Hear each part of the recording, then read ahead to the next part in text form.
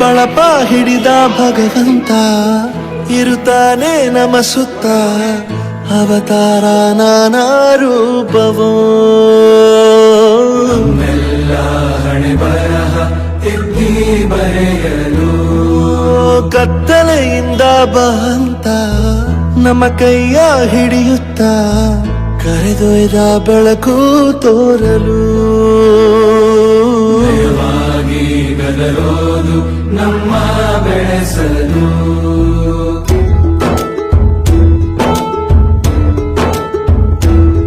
ಭಾಷೆ ಅಮೃತ ಕುಡಿಸೋ ತಾಯಾಗಿ ಭಾಷೆ ಅಮೃತ